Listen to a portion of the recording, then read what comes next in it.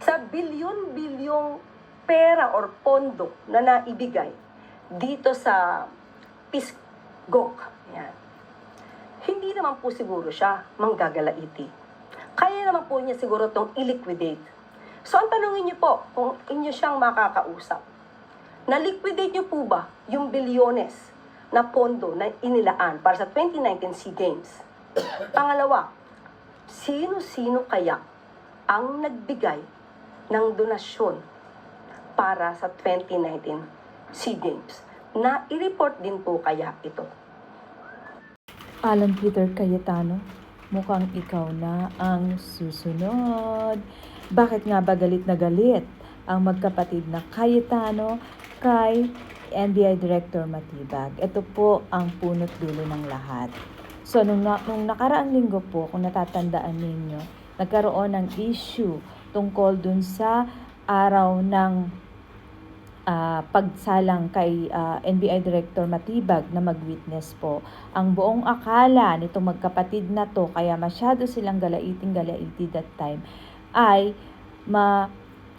magka-cancel si Matibag sa kanyang pag-witness. Pero ang totoo po niyan, which is nagpa-interview po si Director Matibag, NBI Director Matibag, na ipapa-advance niya ng maaga yung kanyang pag-witness dahil meron siyang iimbestigahan na insidente ng insertion sa ASEAN Asian 2019 SEA Games.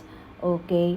And nabanggit niya nga doon na nagkaroon ng insertion at ipinaliwanag niya nga na bakit nagkaroon ng investigasyon at bakit na-involve ang isang Alan Peter Cayetano sa ganyan. Dahil nga po, dapat manggagaling ang interim chief dun sa 6 na board of directors. So, nagulat sila nung inimbestigahan nila na bakit ang Alan Peter Cayetano ang biglang inappoint ni FPRRD bilang maging interim chief director sa ASEAN, which is wala naman siyang totally involvement.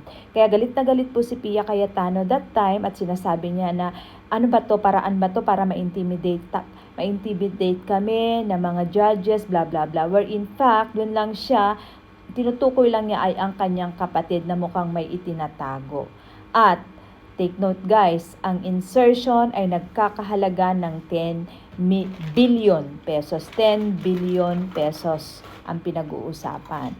So, ang next naman, nagalit siya. Sabi niya gano'n, okay, kung ang flood control ay kung ang yan ang gusto ninyo, maghalong katan tayo ng ganyan, ng baho. Gusto ninyo kami sa flood control naman. So, ang pinuntirya naman nito ni Alan Peter Cayetano sa kanyang live ay ang dalawang senator na head ng Blue Ribbon Committee. Sino ba ang dalawang head ng Blue Ribbon Committee?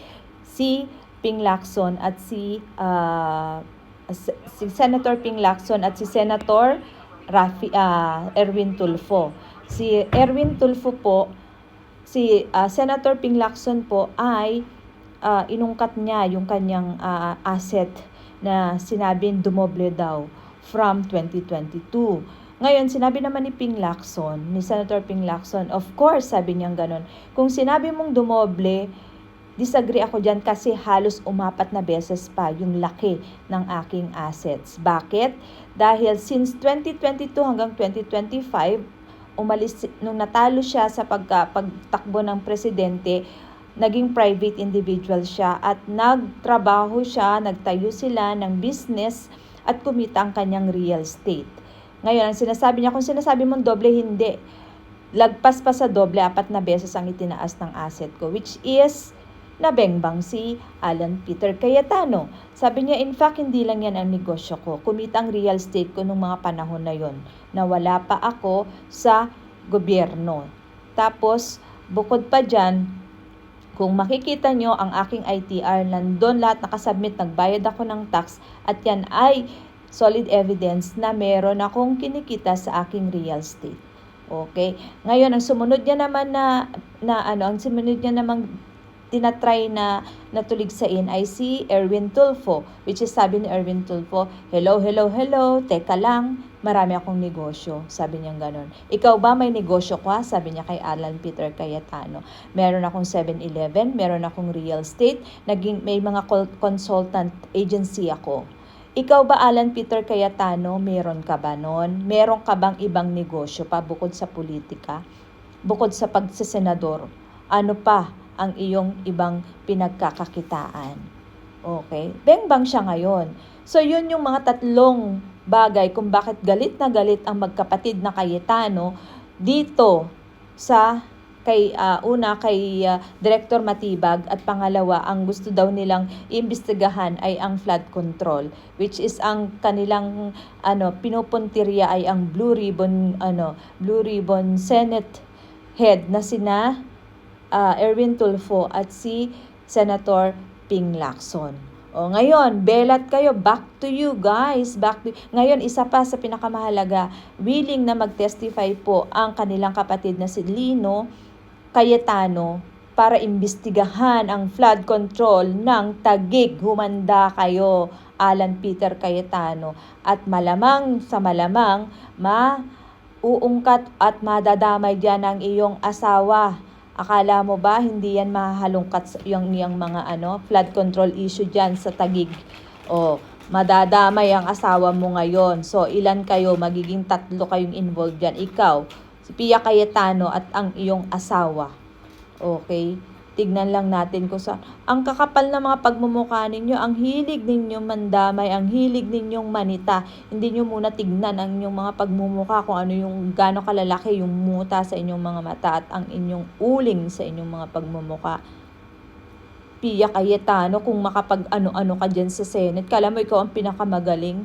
Wala nang matitira sa Senate. Bakit? Kayo lang naman dalawang magkapatid dyan. Sama nyo si Robin Padilla sa mga kagagahan ninyo. O, yung mga majority ba, hindi naman yan bakit tahimik lang naman yung mga yan? Kayong dalawa lang ang masyadong maingay dyan sa Senate. Dapat kayo, lumipat kayo doon sa defense, 3 kayo, sama nyo na si Robin Padilla na galing-galingan. Kayong 3 lang dyan ang pasaway dyan sa sa Senate hearing na yan ng impeachment kay Sara. Kayong 3 lang. No, lumipat na kayo dun sa defense, tanggalin nyo na yung robe ninyo, dun na kayo sa defense kasi yan din naman ang pinoportray ninyo sa taong bayan. Bye!